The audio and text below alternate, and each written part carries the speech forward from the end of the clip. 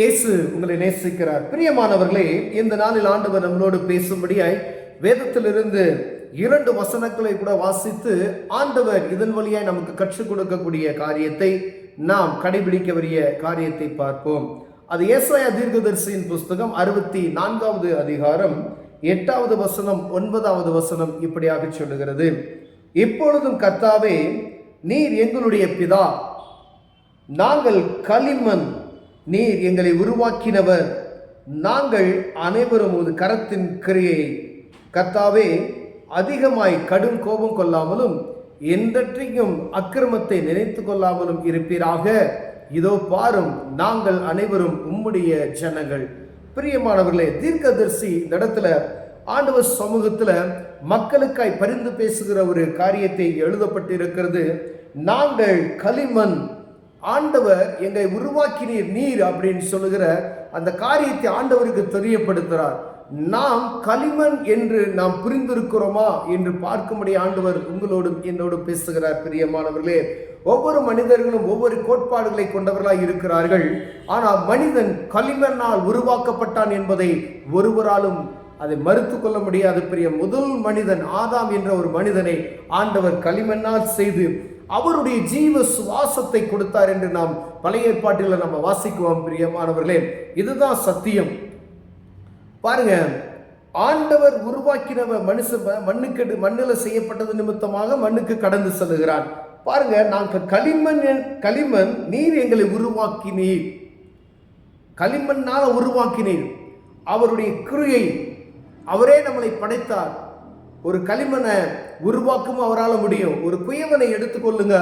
அந்த குயவன் ஒரு மண்பாண்டத்தை செய்யும் பொழுது அது எப்படி வளைத்து அவன் செய்ய விரும்புகிறாரோ அதன்படி அதை வளைத்து செய்யக்கூடும். பிரியமான, ஒருவேளை அது கொஞ்சம் கோணலாயோ இல்லை அவர் எதிர்பார்த்த அந்த ஒரு அளவு வரலை அப்படின்னு சொன்னால் அதை என்ன செய்வார்? திருப்பி எடுத்து அதை போட்டு உடைத்து மீண்டும் அதை என்ன செய்ய புதிய ஒரு மண்பாண்டமாக அவரால் தயாரிக்க முடியும். பிரியமான, அதே போலதான் ஆண்டவர் சில சமயங்களில் அவர் எதிர்பார்க்கிற என்னிடம் இல்லை உங்களிடம் ஒரு குறிப்பிட்ட அவர் எதிர்பார்க்கிற ஒரு மனிதனிடம் மனுஷியிடம் ஆண்டவர் எதிர்பார்க்கிற ஒரு காரியம் இல்லாதபடி இவன் இப்படிதான் வர வேண்டும் என்று விரும்புகிற அந்த விருப்பம் அவருக்குள் நிறைவேறாதபடி இருக்கும் பொழுது அவர் மீண்டுமாய் என்ன செய்வார்? உருக்குலைத்து மீண்டுமாய் அவர் கட்டி எழுப்ப வல்லமையுள்ளவராய் இருக்கிறார். பிரியமானவர்களே, நாங்கள் அனைவரும் ஒரு கரத்தின் கிரியை அப்படின்னு சொல்லிட்டு கர்த்தாவே, அதிகமாய் கோபம் கொடாமலும் என்றைக்கும் அக்கிரமத்தை நினைத்து கொள்ளாமல் இருப்பீராக.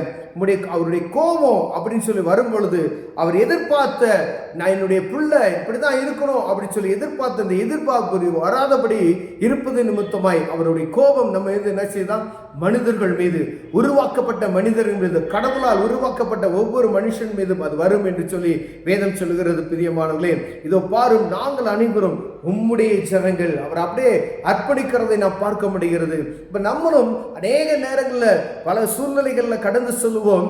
ஆண்டவர் நம்மை சீர்படுத்தும்படியாய், ஸ்திரப்படுத்தும்படியாய் சிற்றை செய்கிறதை நாம் பார்க்க முடியும். பிரியமானவர்களே, நான் அவருடைய சிற்றை சிறியதா இருக்கும், ஆனால் அவருடைய காருண்யம் பெரியதா இருக்கும். பிரியமானவர்களே, ஒரு சின்ன ஒரு அடி கொடுக்கிறாருன்னு வச்சுக்கோங்களேன், ஒரு பலவீனத்தை போட்டு ஆண்டவர் உங்களை உயிர்ப்பிக்க வல்லமையுள்ளவராய் இருக்கிறார். நீங்க அடங்காதபடிக்கு, ஆண்டவருடைய சத்தத்தை கேட்கக்கூடாதபடிக்கு அடிக்கடி தன் பிடரியை கடினப்படுத்துகிற மனிதன் சடுதியில் நாசமானவன் என்று வேதம் சொல்லுகிறது.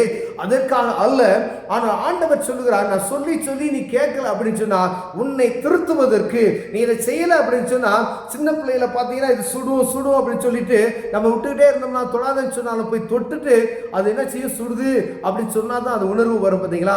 அதே போல மனிதர்களாகிய நம்ம நல்ல அறிவுள்ளவர்களாகிய நல்ல வயது நிறைந்தவர்களாகிய நமக்கு சில காரியங்கள் ஆண்டவர் இதை செய்யாத என்று சொன்னாலும் அதை மீண்டும் மீண்டுமாய் செய்யும் பொழுது அது நிமித்தம் வரக்கூடிய அந்த ஆபத்தை உணரச் செய்வார். அது அவருடைய கோபத்தின் நிமித்தமாய் வரக்கூடிய காரியம். ஆனா தீர்க்கதரிசி சொல்றாரு, நாங்கள் உம்முடைய ஜன, ஆண்டவரே ஒரு கோபம் எங்கள் மீது மூளாது இருப்பதாக அப்படின்னு சொல்றாரு. அதே போல எத்தனை பேர் நாம் அப்படி ஆண்டவர் சமூகத்துல அப்படியே சரண் அடையணும்.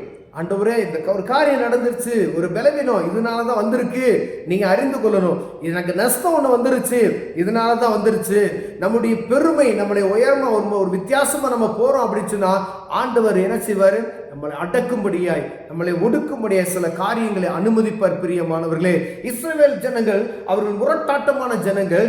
அவர்களுடைய கிரியைகள், அவருடைய காரியங்கள் கர்த்தருக்கு விரோதமாய் செய்யும் பொழுது ஆண்டவர் பக்கத்தில் இருக்கக்கூடிய ஒரு எதிரி நாட்டை அனுப்பி அவர்களுக்கு விரோதமாய் அனுப்புவார். அப்ப என்ன செய்வாங்கன்னா, ஓடி போய் தேவ சமூகத்தில் சரணடைந்து ஆண்டவரே எங்களை காப்பாற்றும் என்று கேட்கிறதை நாம் பார்க்க முடியும். அதே போலதான் ஆண்டவர், நீ ஒரு காரியத்தை உங்களுக்கு அனுமதிக்கிறார், நீங்க தேவ சமூகத்துக்கு போகணும்னு சொல்லி ஆண்டவர் விரும்புகிறார். பிரியமானவர்களே, இப்ப நீங்க தேவ சமூகத்துக்கு போகாதபடிக்கு நீங்க அங்கும் இங்குமாய் அலைந்து கொண்டு இருப்பீர்களானால் ஆண்டவர் கைவிடப்பட்டு விட ஒரு சூழ்நிலை வந்துவிடும். அதனால ஒரு பிரச்சனை வரும் பொழுது, ஒரு ஆண்டவர் உங்களை பார்க்க, உங்களை நேசிக்கிறபடினாலே ஒரு ஆபத்தோ, ஒரு பலவீனமோ, ஒரு பயங்கரமான நெருக்கமோ வரும் பொழுது அவரை நோக்கி பார்ப்போமானால், அவரை போல தீர்க்கதரிசி சொல்லுகிறது, ஏசாயா தீர்க்கதரிசி, ஆண்டவரே நாங்கள் உம்முடைய ஜனம், ஆண்டவரே அப்பா நீங்க கோபம் எங்கள் மீது முழாது இருப்பதாக நாங்கள் அப்படியே அறிக்கை இடுகிறோம் அப்படின்னு சொல்லி நீங்க ஜெபிப்பீர்களானால் கர்த்தர் உங்களை ஆசீர்வதிக்க வல்லமையிலா இருக்கிறார். நாம் மண் என்று நினைவு கூறுகிற அந்த நினைவு நமக்குள் இருக்கிறதா என்று பார்க்கும்படி ஆண்டவர் விரும்புகிறார். கண்களை மூடுவோம், ஜெபம் செய்வோம். அன்பின் தகப்பனே, நாங்கள் களிமண் ஆண்டவரே, நீர் எங்களை உருவாக்கினீர், எங்களை உருமாற்றுவீர் ஆண்டவரே. குற்றங்களை மன்னித்து எங்களை சீர்படுத்தும் இயேசுவின் நாமத்தில் பிதாவே, ஆமென்.